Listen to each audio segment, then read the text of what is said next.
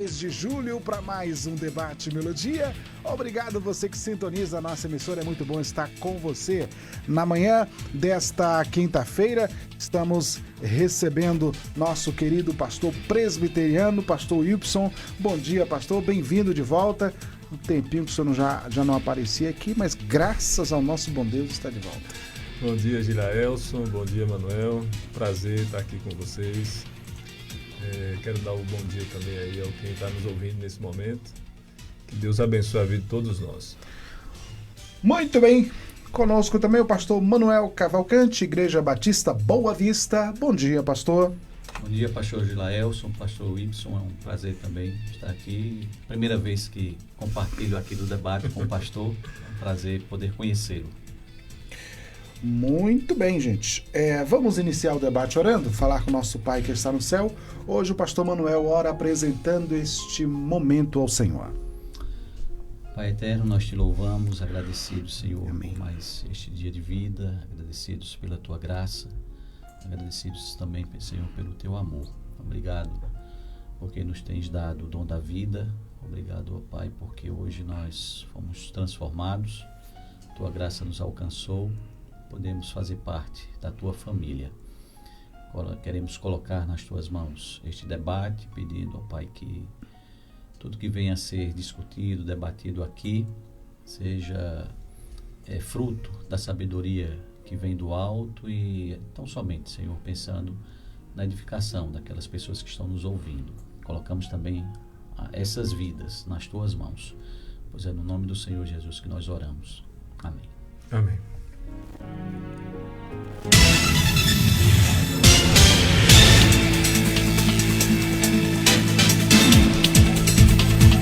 O debate de hoje é sobre eleição e predestinação. E aí, Deus escolhe alguns ou todos têm chance?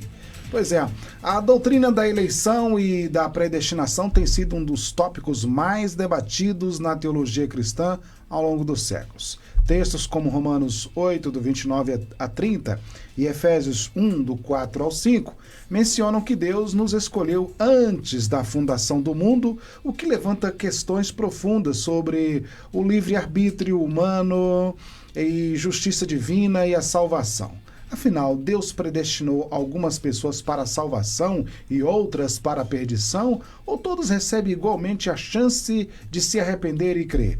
Vamos discutir esse tema agora no Debate Melodia. Pesquisa do dia. Mas antes, vamos à pesquisa do dia. No nosso site estamos perguntando assim: a doutrina da predestinação torna Deus injusto ou imparcial? Nesse momento, os debatedores respondem somente sim ou não. E aí, pastor Wilson? Não. Não torna Deus injusto ou imparcial? De forma nenhuma. E aí, pastor Manuel? Sim ou não? Não, torna não. A doutrina da predestinação não torna? Não. Ok. Você, acessando melodiaconquista.com.br, também vai responder essa pergunta lá no site, tá bom? Vai lá rapidinho, digita aí melodiaconquista.com.br. Muito bem. Vamos lá, eu vou ser direto aqui na pergunta logo para a gente começar a caminhar, pastor Wilson. Deus escolhe alguns ou todos têm chance? E o senhor já pode começar a desenvolver aí. Deus escolhe alguns. A eleição, ela é limitada. Ela vai ser pontual na vida de algumas pessoas e outras não. A base bíblica que nós temos para afirmar isso, inclusive é um dos textos que está sendo mencionado, que é Romanos capítulo 8, versículo 14, 15 e 16, que diz assim: que diremos, pois? Há injustiça da parte de Deus? De modo nenhum. Pois ele diz a Moisés: terei misericórdia de quem me aprouver ter misericórdia, e compadecer-me-ei de quem me aprouver ter compaixão. Assim, pois, não depende de quem quer ou de quem corre, mas de Deus usar de misericórdia. Porque, aí o versículo 17 complementa, a Escritura diz a Faraó: por isso mesmo te levantei para mostrar em ti o meu poder e para que o meu nome seja anunciado por toda a terra. Esse texto embasa essa afirmação de que a salvação, e nós estamos relacionando aqui o tema da eleição à salvação, se aplica a quem Deus se compadece, a quem Deus tem misericórdia. Portanto, não é sobre todos, mas a quem Deus escolheu agir com misericórdia. Essa é a posição que eu gostaria de levantar. Mas eu vou lhe fazer uma pergunta dentro do seu posicionamento. O texto de 1 Timóteo, capítulo 1, verso 4 a 6, diz assim: Ele quer, Deus, né, que todos sejam salvos e venham a conhecer a verdade, pois existe um só Deus e uma só pessoa que une Deus com os seres humanos. O ser humano, Cristo Jesus, que deu a sua vida para que todos fiquem livres dos seus pecados, ele foi a prova dada no tempo certo de que Deus quer que todos sejam salvos. Ora, pastor, se Deus quer que todos sejam salvos, como é que a salvação é para alguns? Muito bem. Todo texto precisa da análise contextual para ser bem interpretado. E acredito que esse não seja diferente. Fique à vontade.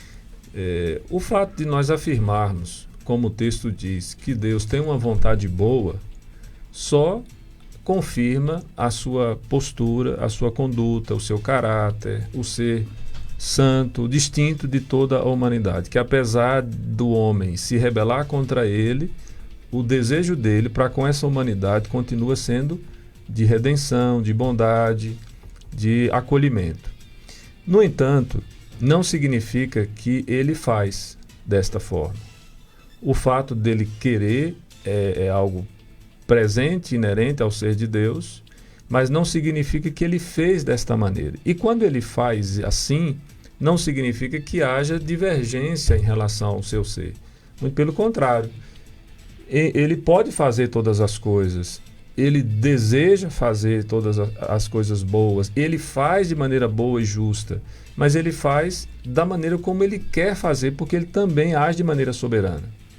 Eu sei que são verdades difíceis de conciliação, mas é necessário que a gente conviva com elas. A gente poderia dar um exemplo real, assim, por exemplo, Deus queria que o povo atravessasse o deserto e fosse para a Terra Prometida, mas não foi. Exato. Nesse concurso, nessa relação que Deus vai tendo com o povo se rebela, o povo acaba endurecendo a cerviz, e Deus faz com que aquela peregrinação que poderia ser breve se torne 40 anos. Até que o povo aprenda no deserto, na escola do deserto, a importância de se relacionar com ele em fidelidade, de aprender a sua lei, de passar pelo sofrimento para que o sofrimento cumpra seu papel pedagógico. Então, assim, o fato de Deus, e o propósito de Deus qual era? Libertar o povo do Egito. Ele conseguiu fazer isso? Conseguiu até mais. Ele liberta o povo do Egito e nesse processo do deserto, ele tira o Egito do coração do povo. Ou seja, cumpre o seu propósito cabalmente. Ele liberta o povo da condição que ele se encontrava de escravidão e liberta também e trabalha para libertar o povo da escravidão que havia no seu próprio coração. Então, o propósito de Deus sempre é bom. Por isso que a bondade faz parte e a disposição bondosa está sempre presente no coração de Deus, coadunando e convivendo perfeitamente com a justiça e outros atributos que ele tem.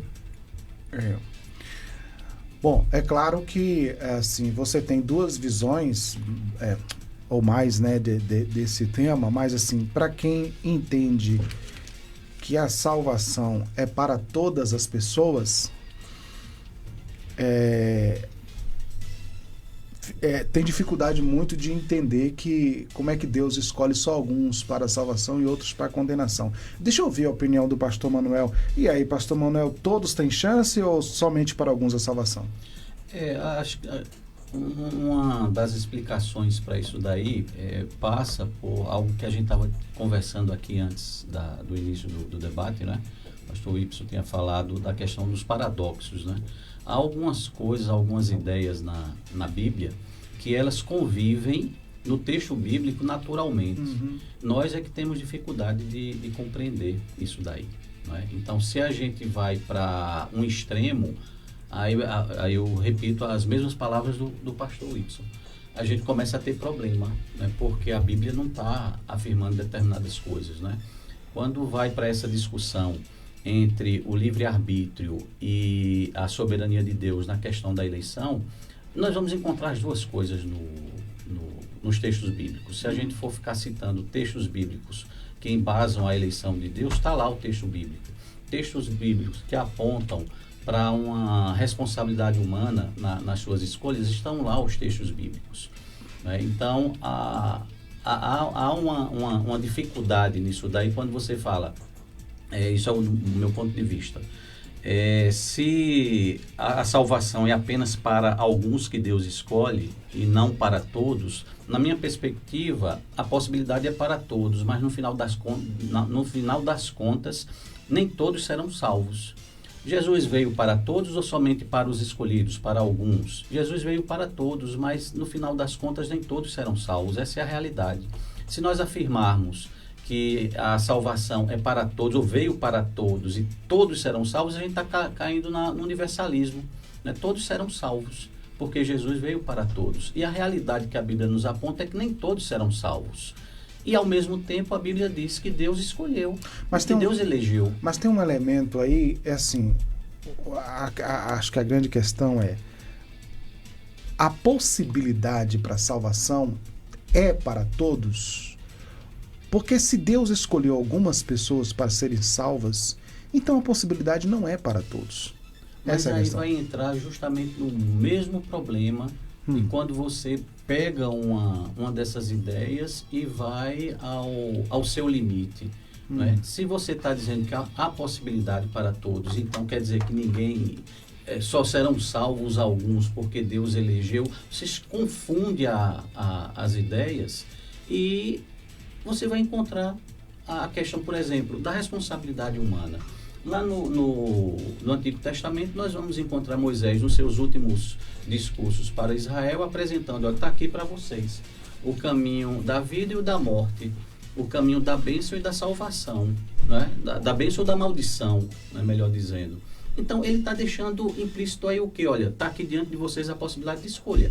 Né? Vocês que vão ser responsáveis por essa escolha. Ao mesmo tempo, Deus falou, e é o texto que Paulo usa no capítulo 8 de Romanos, quando Moisés pede para ver a glória de Deus, Deus se revela a Moisés, e a glória de Deus é a misericórdia dele. Ele vai dizer, olha, eu terei misericórdia de quem eu quiser ter misericórdia. Né? Então, e já responde aquela pergunta do debate aí, né? da enquete. Né? Deus é injusto? Não.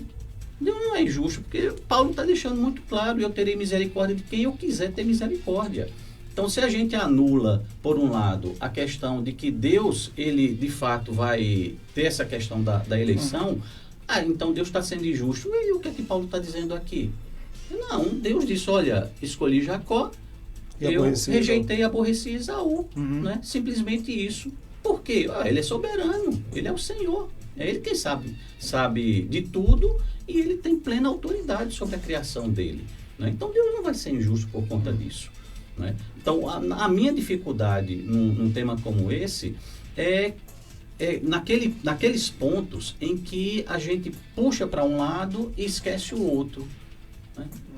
No final das contas, nós vamos encontrar um embasamento bíblico para as duas coisas e a Bíblia não vê dificuldade nenhuma nisso daí. Nós é que colocamos dificuldade. Paulo é um dos que mais vai falar em eleição nas suas epístolas, no seu ensino. Ao mesmo tempo, foi um dos maiores missionários da história do cristianismo, pregando o evangelho.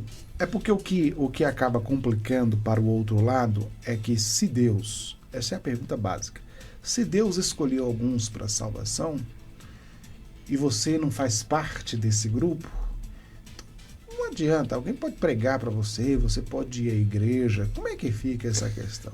Eu penso, se vocês me permitem, né, contribuir um pouquinho. Eu penso assim, que para poder compreender mesmo o tema da predestinação e da eleição, nós precisaríamos dar um passo atrás e entender um pouco melhor as doutrinas da graça. Nessa conceituação teológica que as doutrinas da graça traz, ela parte do pressuposto de que Deus cria todas as coisas a partir do nada, Deus traz ordem para o caos e ele faz isso de uma maneira boa. e que quem peca, quem erra o alvo é o homem. E por conta desse homem errar o alvo, ele inclusive perde a sua capacidade de arbitrar de maneira livre.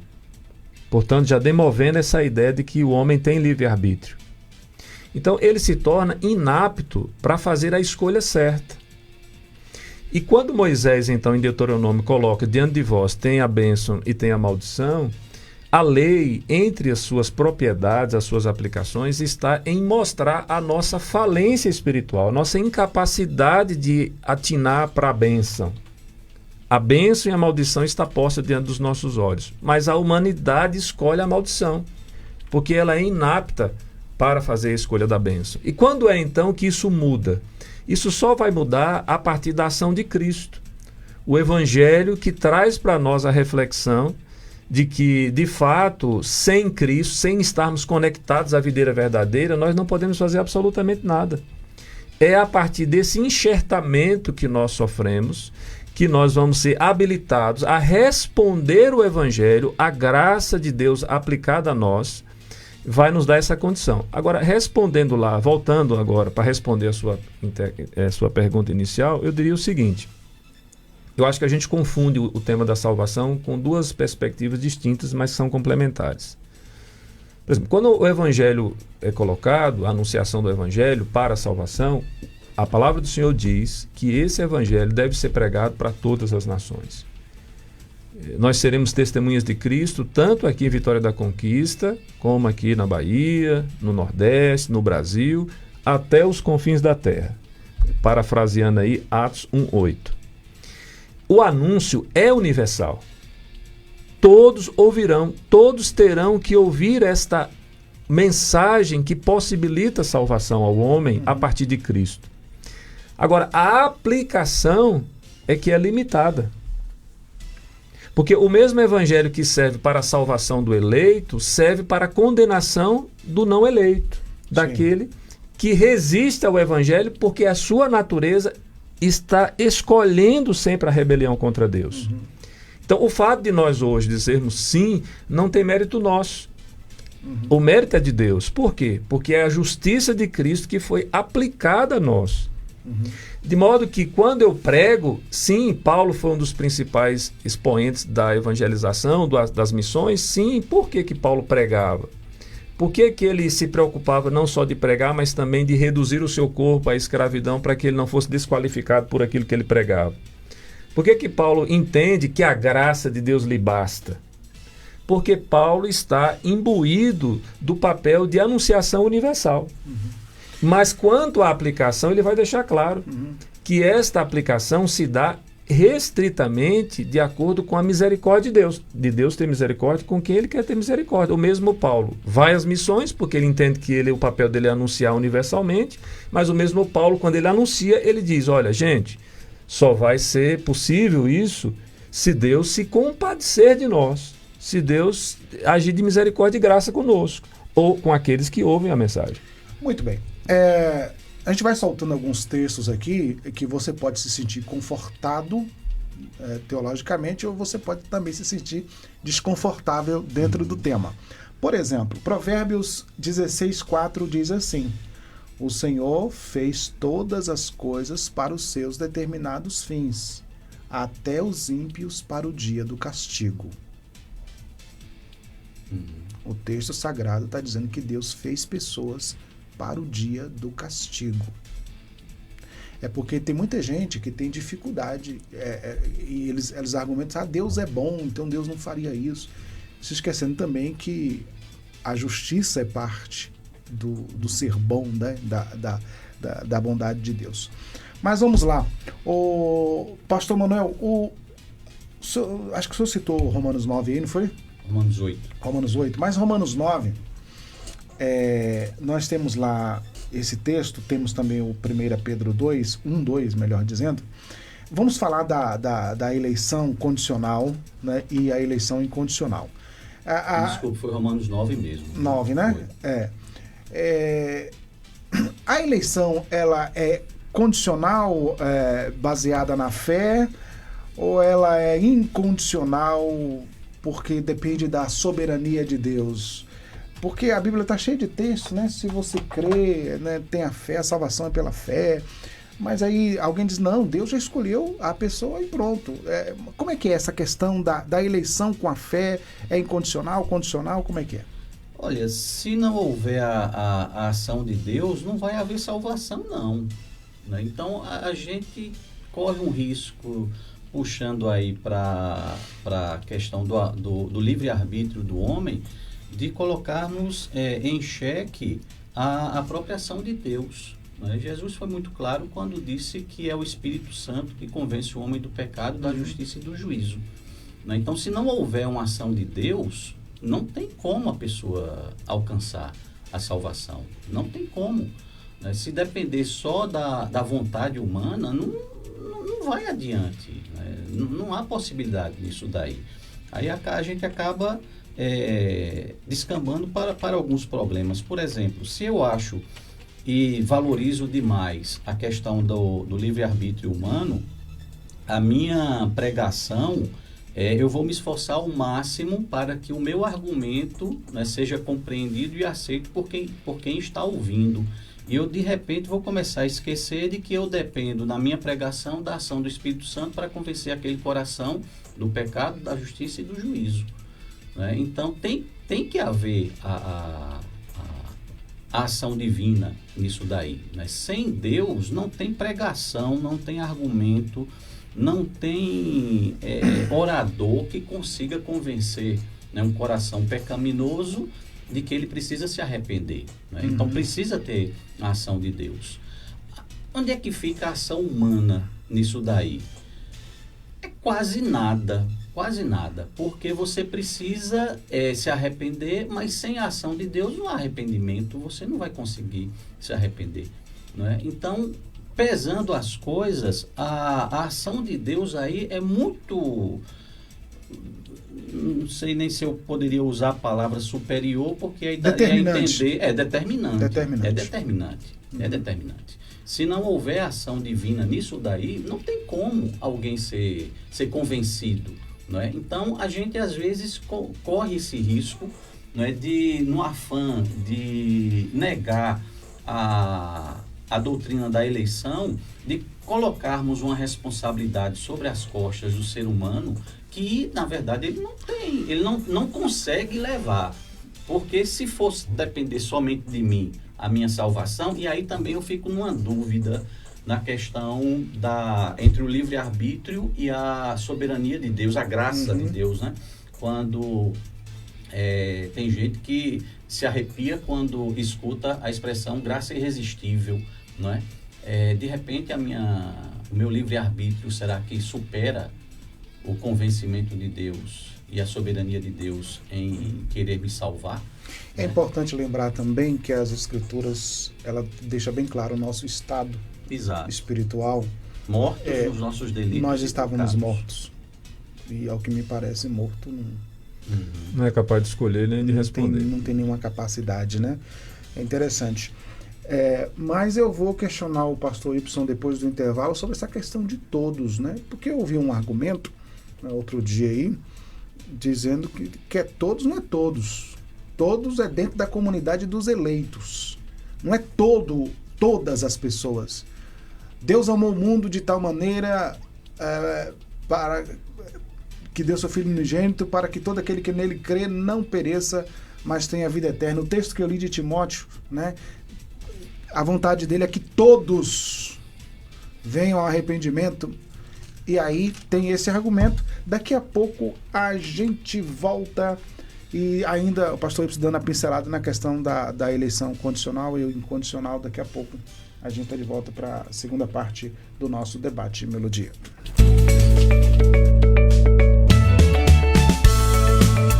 A Melodia tem o apoio cultural das empresas a seguir. Cama, mesa e banho, tudo em sintonia. Tapetes, cortinas, qualidade, garantia na Cortina e Cia. Cortina e Cia. Cortina e Cia. Sua casa ou escritório, tudo em sintonia. Cortina e Cia. Cama, mesa e banho, sua casa em harmonia. Cortina e Cia. da Bandeira, número 10, Centro. WhatsApp 3025-0733. Cortina e Cia. Sintonize-se na RBG Bolsas, a loja que traz um mundo de acessórios para você, com uma gama impressionante de opções, desde elegantes mochilas até pastas práticas, necessaires, malas versáteis, carteiras sofisticadas e até mesmo bolsas para bebês adoráveis. Temos tudo o que você precisa para complementar seu estilo único. Mas a RBG Bolsas não é apenas sobre acessórios. Podemos tornar seus momentos especiais únicos. Oferecemos personalização que ultrapassa o comum. Criamos produtos personalizados, desde brindes para sua instituição até acessórios que contam a sua história. Ligue no Zap 779-8802-0319 e fale com a nossa equipe apaixonada. RBG Bolsas, onde cada peça conta uma história. Venha criar a sua na RBG Bolsas. Sabe aquela história de que fazer faculdade é difícil? Esquece ela. Escolher um curso reconhecido pelo MEC com o melhor valor do mercado é pra você sim. Na Unip e na Unigrande, você encontra o melhor do ensino. Com professores qualificados e estrutura de ponta, aproveita o melhor custo-benefício, com inscrição gratuita e matrícula a R$10. Comece agora mesmo. Faça sua inscrição gratuita no site www.aquivocepode.com.br. Para saber mais, fale pelo Zap 77 991 71 0030. A gente é assim, gosta de saber o que está acontecendo, de fazer acontecer e de não fazer nada, de guardar cada momento e, claro, compartilhar com quem você gosta.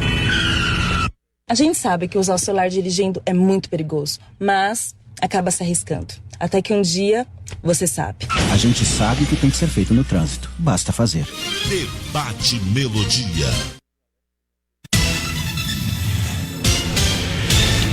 Vamos lá, 11h39, a gente vai precisar correr agora. Vou pedir até aos debatedores que, por favor, sejam mais sucintos para a gente alcançar outras nuances aqui do nosso tema de hoje. Vamos lá, pastor Wilson, ficou a questão da eleição incondicional, não condicional,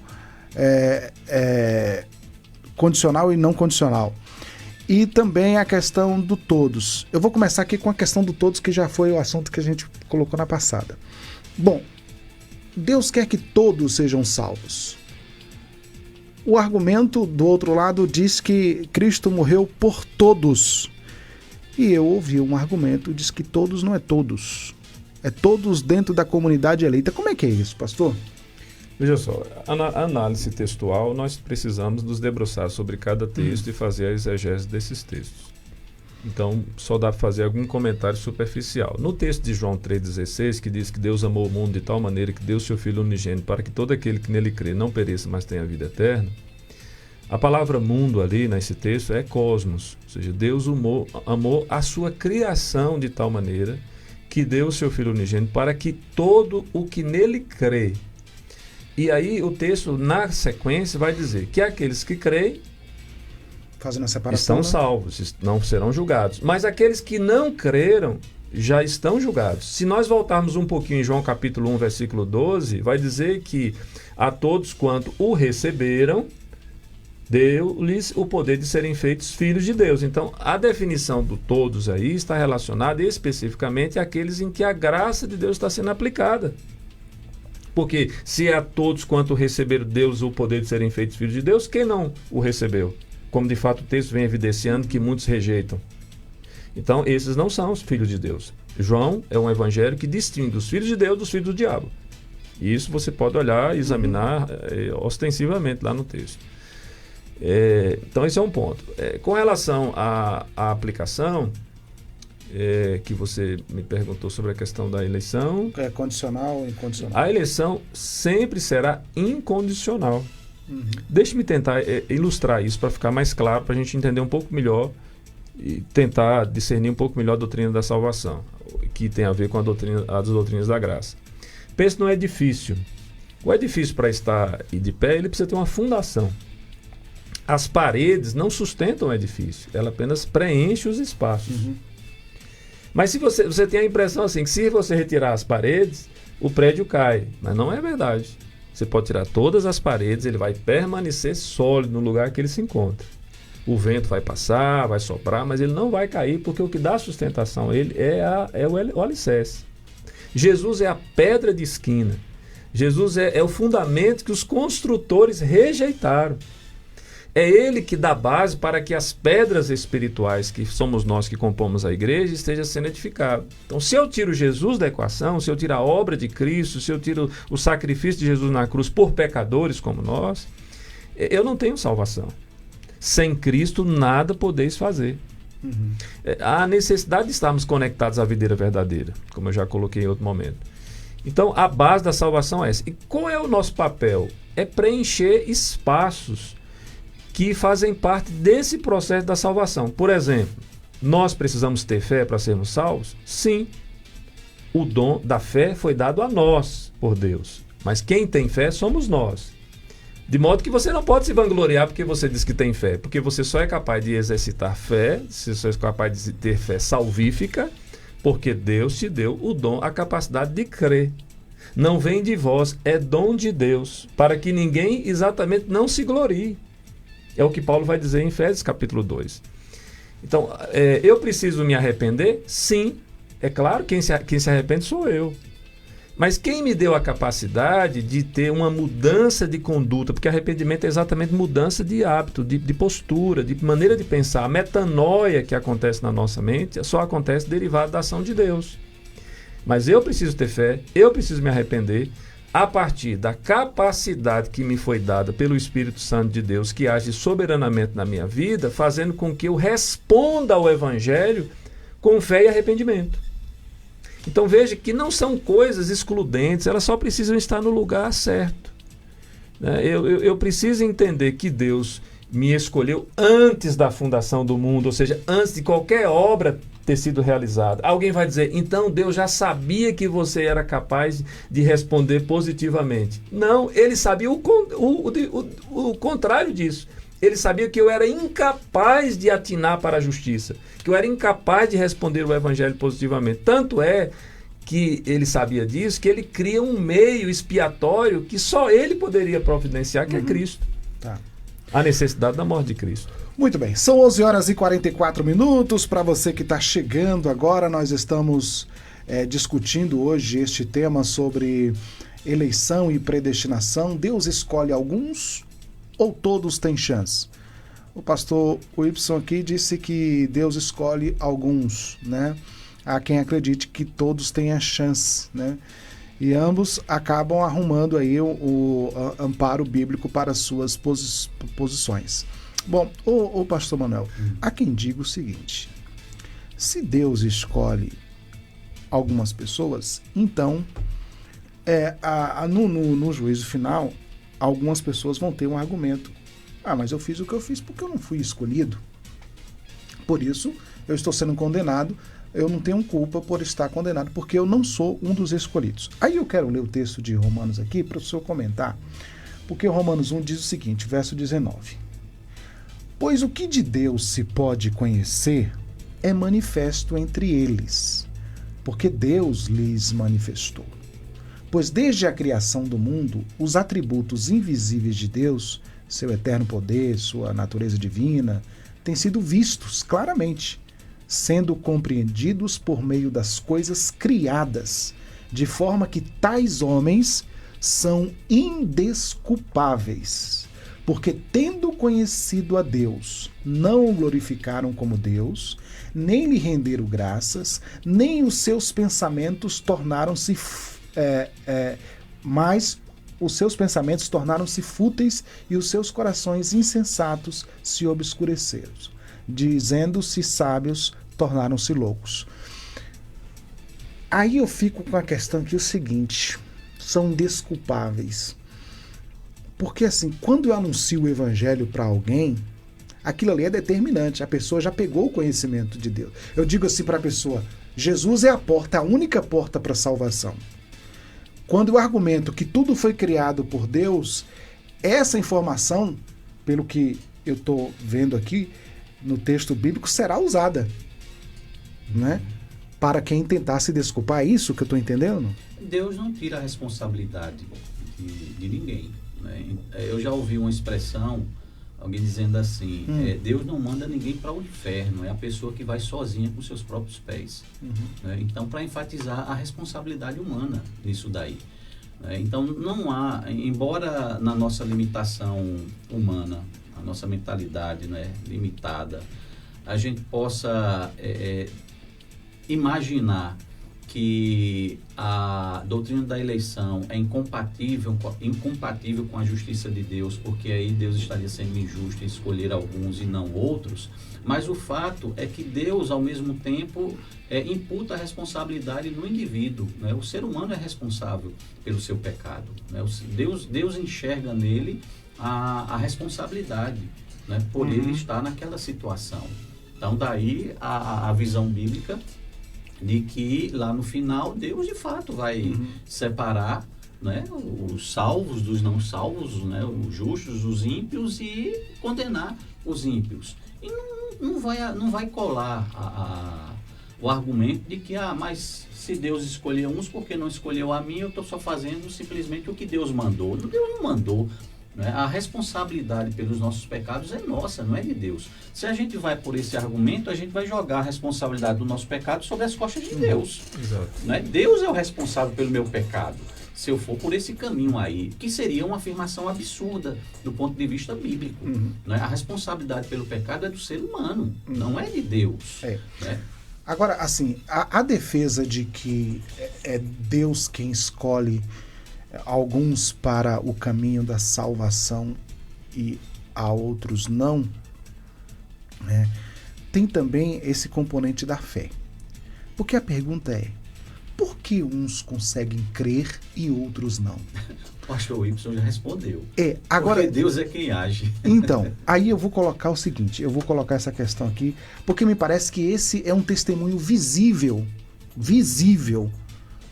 do que estamos discutindo aqui. Você coloca aqui, por exemplo, na própria pregação de Jesus, alguns até balançavam a cabeça, é verdade. As pessoas, você encontra pessoas assim, dizendo o seguinte, não, isso que você falou é verdade mesmo. Eu também penso assim, só Jesus salva. Mas ele não consegue crer e andar naquilo. Por que ele não consegue crer? Mesmo tendo uma consciência, concordando, não é isso mesmo. Mas ele não consegue andar naquilo, se dobrar aquilo, se render ao Senhor e seguir o seu caminho. Ô, pastor Gilaelson, eu não teria outro caminho a seguir para explicar um negócio desse, a não ser o caminho que a Bíblia fala de que é Deus quem age. Se você não consegue dar esse passo só pode ser dado se o Espírito Santo agir, se o Espírito Santo convencer. Porque o homem, aí vamos pegar o texto lá de Paulo, nós estávamos mortos em nossos delitos e pecados. A nossa natureza humana, né, não nos impede de dar esse passo. Agora, se Deus age convencendo, aí sim, abre-se a possibilidade e o caminho do arrependimento e da fé. Então, sem essa ação de Deus, não tem como não confiarmos na nossa condição, como nós estamos, que a Bíblia fala de uma mortificação da nossa natureza pelo pecado. Esperar que essa nossa natureza dê meia volta sozinha. Porque aí fortalece, né? Isso que eu estou falando é tão importante, porque fortalece o argumento de que se Deus te escolheu, ele te dá a fé para você crer. Isso, mas é o que está posto. A fé não é um dom? Sim. E aí? Pastor Wilson. Eu queria contribuir entrando por essa porta que você abriu e da fé, com Hebreus 11, versículo 1 e versículo 6. Ora, a fé é a certeza de coisas que se esperam, a convicção de fatos que se não veem. 6. De fato, sem fé é impossível agradar a Deus, portanto é necessário que aqueles que se aproximam de Deus creiam que Ele existe e que se torna galardoador dos que o buscam.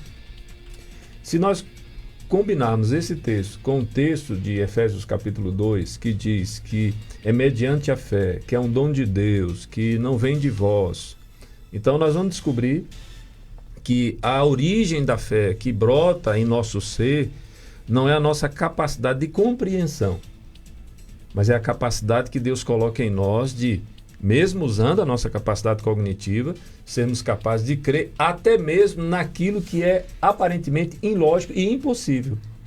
Porque a certeza da fé não deriva de coisas que se esperam ou de coisas que eu possa, de alguma forma, quantificar. Depende da disposição do meu coração de crer na simplicidade do Evangelho, na mensagem de Cristo. Então, quando eu olho nessa perspectiva, veja só. Ora, se a fé é necessária e eu só posso obter essa fé se eu recebo o dom da parte de Deus de crer, fica mais do que evidente que foi Deus que agiu com misericórdia e que não depende de quem quer, de quem corre, mas depende de Deus agraciar aquelas pessoas com a capacidade de crer. Pessoas podem crer, entender e não crer? O próprio Jesus já disse isso. Ouvirão, mas não entenderão.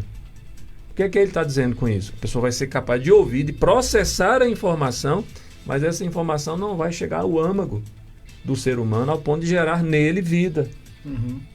Entendeu? Porque só vai ser aberto os olhos, o entendimento para a salvação daquelas pessoas que Deus elegeu e escolheu antes da fundação do mundo e que vai fazer com que a mensagem do Evangelho vibre no seu coração. Por isso a necessidade de pregar.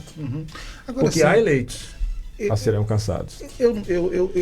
Eu já tive muita dificuldade de entender essa questão, mas graças a Deus, ouvindo o pastor Y e outros expoentes, eu estou melhorando minha fé.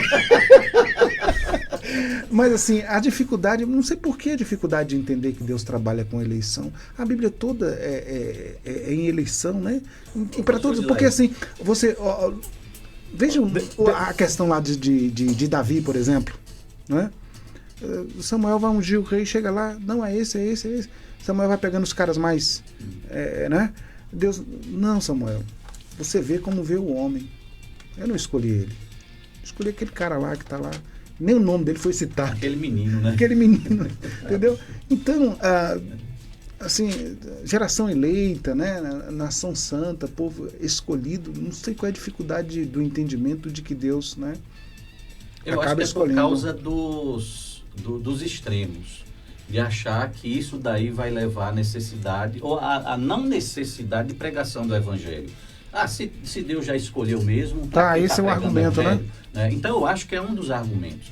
Eu acho que a minha dificuldade com eleição é sanada até nos nossos costumes diários. Quando nós temos um familiar, um amigo, um cônjuge que não se decidiu nunca, aí qual é o nosso pedido para o nosso irmão? Ô irmão, vamos orar para que Deus quebrante aquele coração. Ora, Deus está agindo. Eu estou pedindo para que Deus quebrante o coração do camarada. Então, estou pedindo para quê? Para que Deus atue, né, com misericórdia naquele coração, para que ele se arrependa e não para que ele se convença, né, sozinho. Eu estou apelando para misericórdia divina. E uma segunda resposta eu daria, talvez até a sua brincadeira venha a calhar, porque nós temos a sensação, a ideia de que depende de quem fala, do expositor, e não é. Veja lá Paulo em 1 Coríntios, capítulo 1. Não com sabedoria de palavra, para que se não anule a cruz de Cristo. Certamente a palavra da cruz é loucura para os que se perdem, mas para vós que somos salvos, poder de Deus. Verso 18, verso 26. Irmãos, reparai, pois na vossa vocação, visto que não foram chamados muitos sábios segundo a carne, nem muitos poderosos, nem muitos de nobre nascimento. Pelo contrário, Deus escolheu as coisas loucas do mundo para envergonhar os sábios e escolheu as coisas fracas do mundo para envergonhar as fortes. E Deus escolheu as coisas humildes do mundo e as desprezadas e aquelas que não são, para reduzir a nada as que são, a fim de que ninguém se vanglorie na presença de Deus. Antes, Paulo havia perguntado: onde está o sábio? Onde está o escriba? Onde está o inquiridor deste século? Porventura não tornou Deus louco a sabedoria deste mundo, ou do mundo? Então veja que Agora, sobre a importância da ação de Deus. Sobre a importância da pregação do Evangelho, pastor Y, porque assim, você é um escolhido para salvação. Mas, assim, esse argumento de que a pessoa ela não sabe ainda dessa informação, ela não sabe que ela é uma escolhida, e talvez essa questão da pregação do evangelho. E eu vou citar um exemplo que aconteceu com Jesus. Muitas pessoas vinham fazer perguntas para Jesus para experimentá-lo. E ele sabia muito bem, porque conhecia os corações. Exato. Né? Mas esse cara aqui é diferente. Romanos 12. Aproximou-se um mestre da lei. Romanos 12? Ou melhor dizendo, Marcos 12, né? O texto anterior foi de Romanos e eu acabei confundindo aqui. Marcos 12. E perguntou esse mestre da lei a Jesus. Ele fez a seguinte pergunta: de todos os mandamentos, qual é o mais importante? Né? Jesus respondeu a ele, né? Mas aí no final da conversa, do diálogo lá, o verso 34, vendo que ele tinha respondido sabiamente, Jesus lhe disse: você não está longe do reino de Deus. Como é que é isso, pastor Wilson? Há pessoas que estão se convertendo no processo, elas estão ainda em dúvida, elas não sabem que elas são eleitas. Como é que é isso? A palavra da pessoa que recebeu essa ideia de Jesus, que ele está próximo, é o quê? Muito bem, mestre. E com verdade dissesse que ele é o único e não há outro senão ele. E que amar a Deus de todo o coração e de todo o entendimento e de toda a força, e amar o próximo como a si mesmo, exerce todos os holocaustos e sacrifícios. Vendo Jesus que ele havia respondido sabiamente, declarou: não está longe do reino de Deus. Então, veja só, o que esse escriba está fazendo? O escriba está só confirmando a resposta de Jesus sobre: ouve Israel, o Senhor teu Deus é o único Senhor, portanto amarás ao Senhor teu Deus e amarás o teu próximo. Não há outro mandamento maior do que esse. Ele está confirmando. Quando ele está confirmando, Jesus está dizendo: olha, você está começando a ter a compreensão a respeito do reino dos céus. Você está começando a atinar para a verdade do evangelho, porque de fato o amor é algo que precisa fazer parte de todas as nossas ações. E Paulo, inclusive, vai corroborar com essa mesma ideia quando ele vai escrever o texto maravilhoso de 1 Coríntios 13, né, que sem amor, se eu não tiver amor, tudo que eu faço é inútil. Então, veja, Jesus está dizendo: olha, você está começando a caminhar. Assim como também Nicodemos se aproxima, assim também como o jovem rico se aproxima. Pedro esteve perto por um tempo? Como é que é? Como Pedro esteve perto e foi reaproximado, ou aproximado de uma maneira mais profunda. Ou seja, o reino dos céus não está longe. Atos capítulo 17, como tateando, a gente pode tentar encontrar. Deus está perto. Você Deus está não compreendendo, está longe, né? Você está começando a compreender, mas ainda lhe falta algo. O fato de estar perto não significa que eu já cheguei. Certo. Eu sei que o GPS diz: você já está perto. Não, mas no caso específico do evangelho, não. Você pode ter uma noção, você pode ter uma compreensão, mas você pode não ter chegado ainda ao cerne. E é isso que Jesus está mostrando para ele aqui. Olha, você está indo bem. O jovem rico: muito bem, você está caminhando muito bem. Agora só te falta uma coisa. Só está faltando uma. Vende tudo que você tem, dá os... O que é que Jesus faz isso? É porque ele percebeu que, apesar da compreensão que ele tinha, que já estava próxima, mas ainda tinha um ídolo no coração dele que precisa ser eliminado, que era o amor às riquezas. E a pessoa só será capaz de amar a Deus mais do que as riquezas quando Deus for a única realidade que ela tem, porque ela é suficiente, ela não precisa de outras coisas. As outras coisas não são acrescentadas quando a gente busca o reino dos céus. Então, a resposta que eu daria, não sei se ajuda, é nesse rumo aí, né? Eu acredito que caminha mais por esse... Muito bem, 12 horas. Compreensão. Eu não tenho mais tempo, quero agradecer ao pastor Manuel Cavalcante, também ao pastor Wilson, pela colaboração aqui em nosso debate, você do outro lado. E aqui eu diria que é uma introdução para você que está ouvindo em casa, buscar mais, conhecer, né? Existem... o senhor recomenda algum livro, pastor Wilson, dessa... Assim, em matéria de salvação, eu acredito que seria interessante ler o Salvos pela Graça, do Anthony Huckman. Está na editora Cultura Cristã. Okay. Esse texto, ele acredito que vai elucidar muito dos pontos que nós falamos então, aqui. Existem literaturas aliadas à Bíblia, né, que você pode também conhecer, em primeiro lugar, a Escritura. É claro que a gente defende aqui a luz da Bíblia, né? Mas tem também literaturas que podem te auxiliar. E tem literaturas também que vai te confundir também, né? Aí cabe o filtro, é sempre bom buscar orientação antes de ler. Mas é isso. Chegando o Rádio Chofé, nosso amigo Genildo Ribas, e o Debate Melodia fica assim. Amanhã, sexta-feira, 11 de julho, se o Senhor Deus nos permitir, estaremos de volta para mais um Debate Melodia.